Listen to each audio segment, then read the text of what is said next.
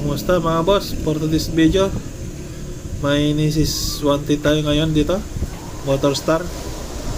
Ang issue nito ay sira yung block nya, mausok na yung tambutso. So papalitan natin yung block mga boss, at pati na rin ang piston tsaka piston ring nya, at tsaka valve seal mga boss. So umpisa natin mga boss. So tanggalin muna natin tong ano nya, cylinder head cover nya. So may ano ito,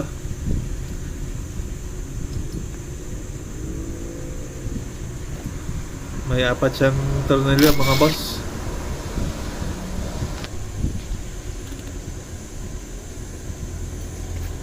So yun, naayos na natin ang tornilyo mga boss.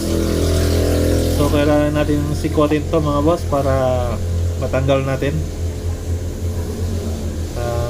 Hindi siya basta matanggal pag kamayin lang natin mga boss. At saka may size 12 dito na ano, mahabang tornilyo para doon sa kabila niya, yung cover ng ano,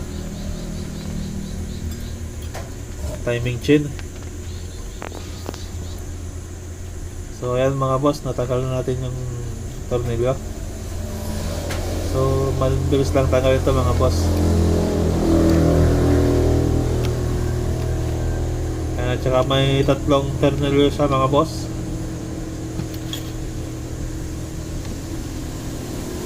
Na size 9 mga boss. Maybe yung size nito mga boss.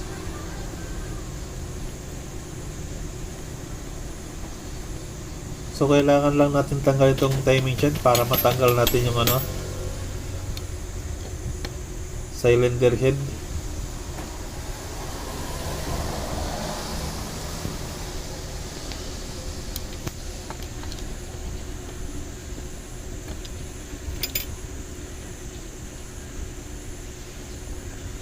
So ang motor nito mga boss, na pabayaan sa langis, kaya natuyuan siya. So kailangan lang natin pitikin lang ito mga boss para matanggal.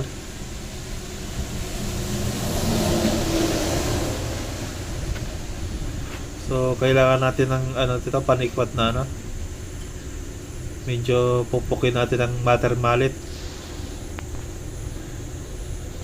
para matanggal natin mga boss.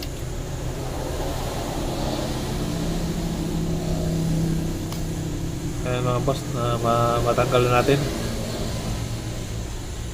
Medyo mahigpit lang kasi may ano pa siya eh,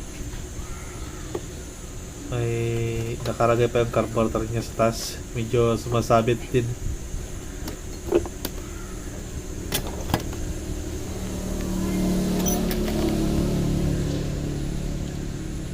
So ayan mga boss, kailangan natin tanggalin to. Ayan, para matanggal natin yung block mga boss, at saka itong isang tornilyo dito sa side nya.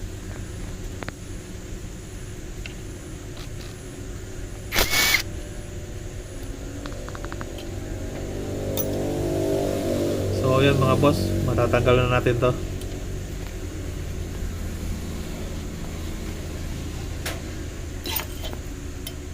Ayan mga boss, talagang ano na siya, mabilis na siyang hugutin eh. Malawang na yata to ano niya, black, parang na-rebore na mga boss. So yan, itim na itim yung ano niya, piston. Sobrang itim, sunog na sunog.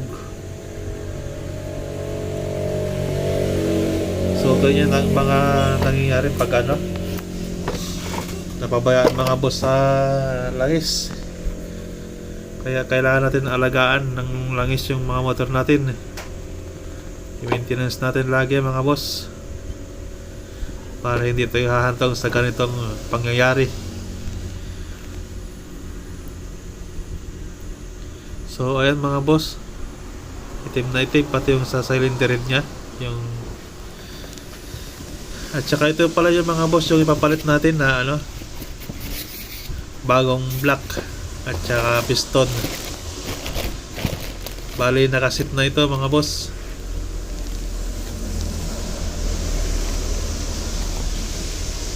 So ayan mga boss, bagong bago na naman ang black. So ito pala boss yung ano, tingnan nyo yung pagkakaiba ng bago at saka luma mga boss. So yung luma, napapansin lang natin na talagang maluwag yung ano nya,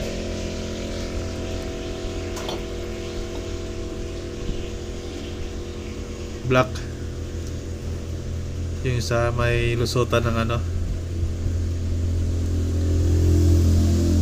piston. So tingnan nyo mga boss, diretso, sobrang luwag.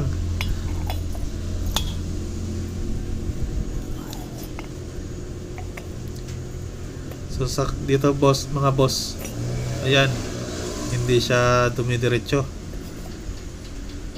So pag sa kabila naman mga boss, diretso siya. Sobrang luwang mga boss. Bali naka-standard to ginawa ko, pares lang standard to mga boss.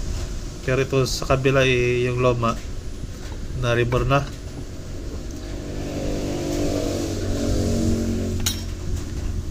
So ikabit na natin dito mga boss. Kailangan lang natin tanggalin to, yung cover nya, para mapihit natin yung ano, magneto sa pagkabit natin ng ano, piston. Mahirap kasi magkabit mga boss pag hindi natin binaklas to.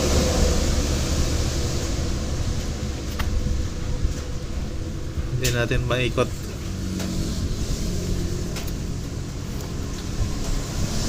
So sa pagtanggal nito mga boss, kailangan lang natin lagyan ng ano, basahan yun sa gilid nya, para kahit na tumalasik yung pin, hindi siya papasok sa loob. Kasi pag pumasok yan mga boss, mag-overheat tayo nyan mga boss. So ganito lang kasimple mga boss magtanggal ng ano, piston.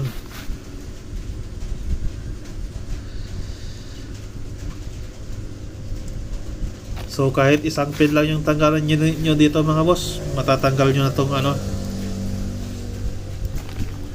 yung pin nya, yung tanggalin nyo lang yung pin lock. Ako pala mga boss, isang pin lock lang matanggal nyo dito, matatanggal nyo na yung pin nya, yung mahaba.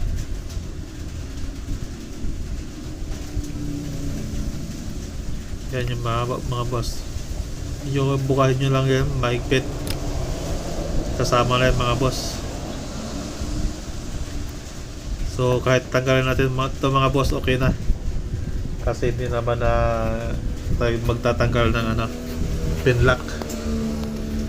So sundutin nyo lang ng konti dito mga boss, tatanggalin na natin yan. Mabilis na natin matanggal yan mga boss.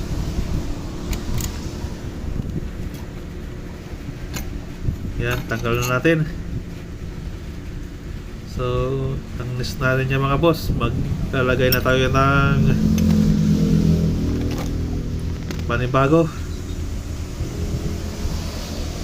Ayan na mga boss, yung panibagong na kabit natin. Hindi ko na naipakita kung paano paglagay ng ano, pagpwisto ng mga piston ring. So sa next video mga boss, ipapakita ko kung paano yun.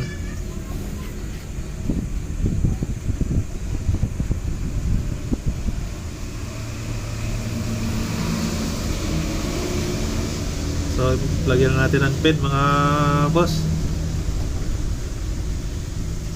Ang batisting na natin kung maganda ba ang tunog, o ayos na ba, hindi na ba siya uusok.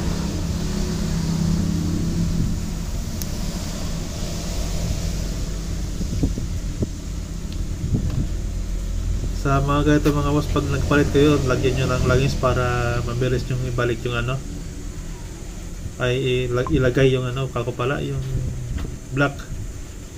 Lagyan nyo lang ng konting langis mga boss.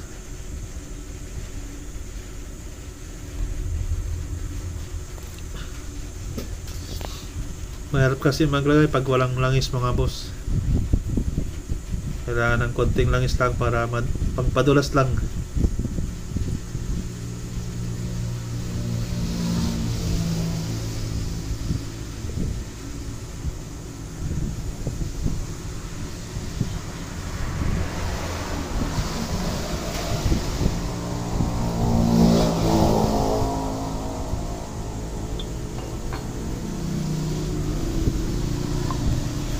So ayan mga boss, lagyan nyo rin to para mabilis nating ilagay yung panibagong black.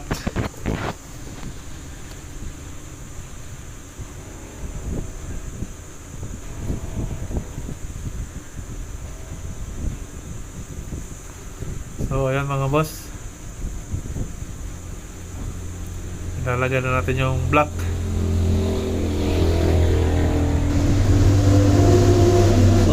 Ayan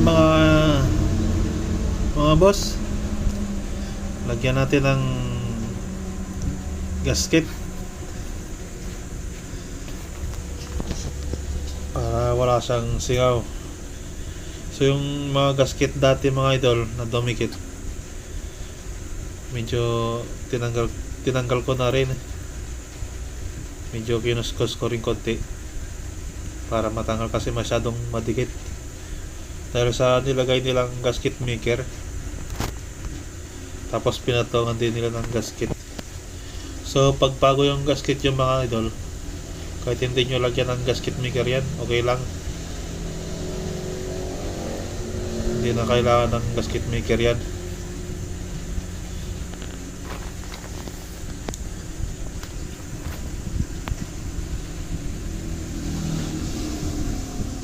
So ayan mga boss, ilalagay na natin ang bagong black.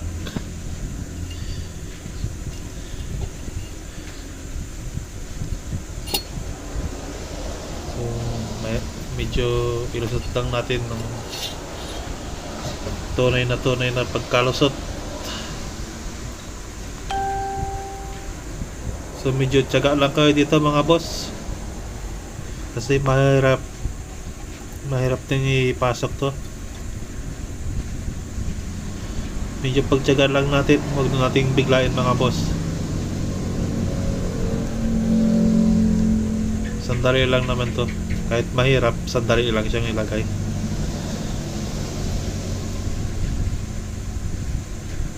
Huwag lang nating biglain yung paglagay natin mga boss.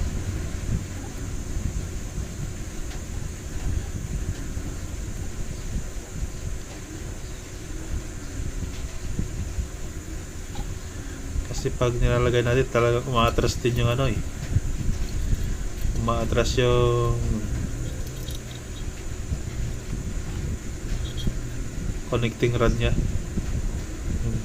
yung piston. Kaya yung purpose ko doon sa pagtanggal ko ng cover sa may magneto, purpose ko yun mga boss, nilagay na natin. So konting tiyaga lang pag maglagay tayo ng ganito mga boss.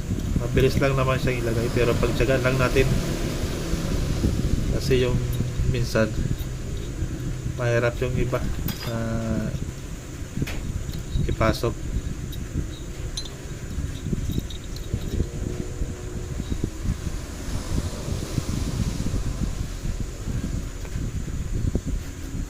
So nilagyan ko ng ganito mga boss para hindi babalik yung ano niya, yung kadena, yung chain ng ano.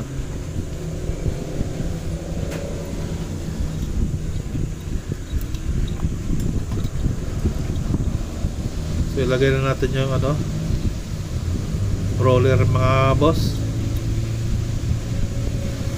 para pag sagad natin yung pagsalpak. Diretsuhan na. Hindi na ito mapapahirapan maglagay nito mamaya. So ganito lang ang mga technique dyan mga boss.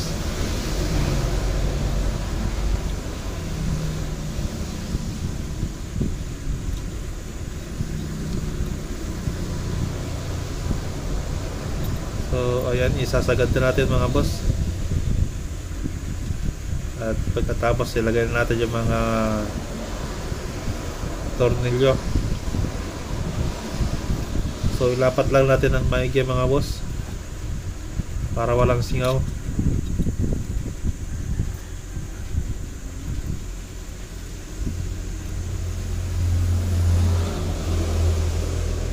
Ayan, bagong bago na naman ang lock ni boss. Sana alagaan niyang maigi ng langis na naman to para hindi na masira. Kadahilan kasi mga boss sa pagkasira ng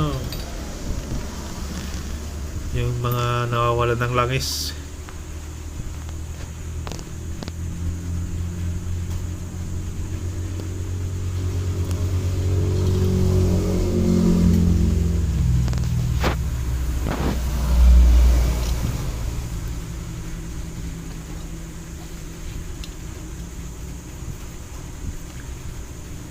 Yan, higpitan na natin mga boss.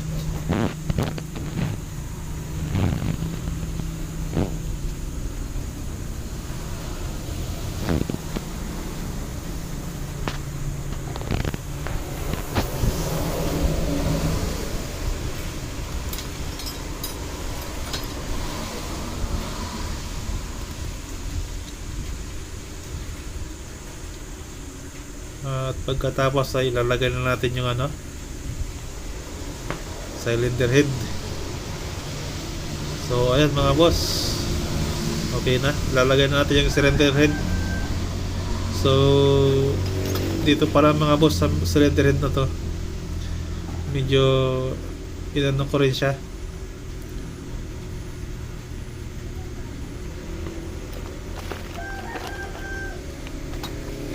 kinride ko rin siya mga boss, ay hinasa ko rin siya konti kasi may singaw na rin siya. At ilagyan ko na rin ng panibagong valve seal. So ilagay na natin tong isang gasket nya. So itong yung mga boss, okay na, malinis na naman.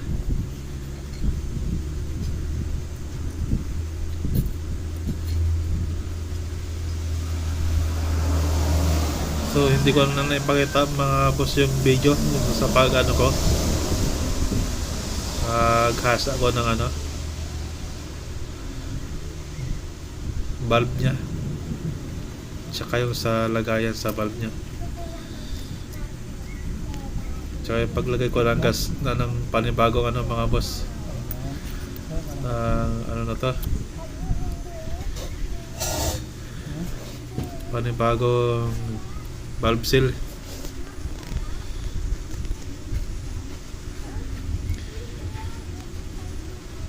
So may mga video naman ako dyan mga boss na kung paano maglagay ng valve seal.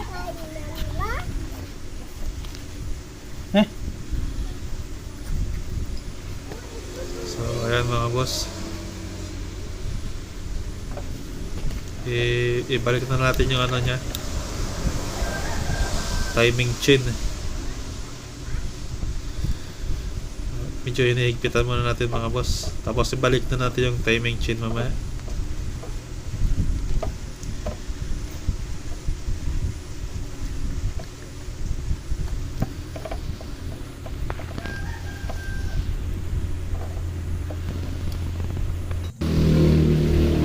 Ayan mga boss, balik na natin yung cylinder head cover nya. Ayan.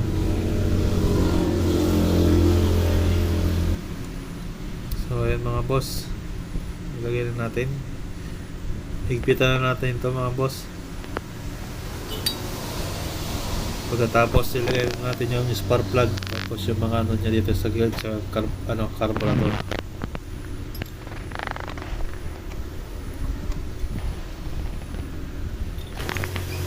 Sa pagbalik naman mga boss ng timing chain, ayan mga boss, pagtapatin nyo lang yung dalawang marking na yon.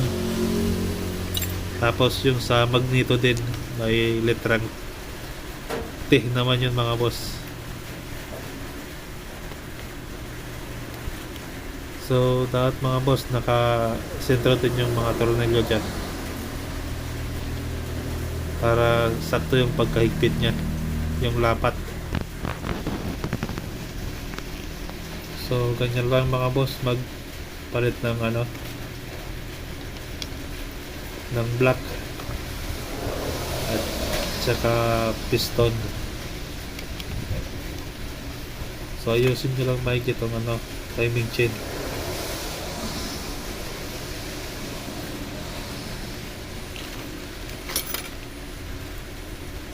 At so yun mga boss, ganun lang magpalit. Maraming salamat mga boss. Abangan nyo na lang ang aking part 2 sa video ito. Maraming salamat. Thank you for watching.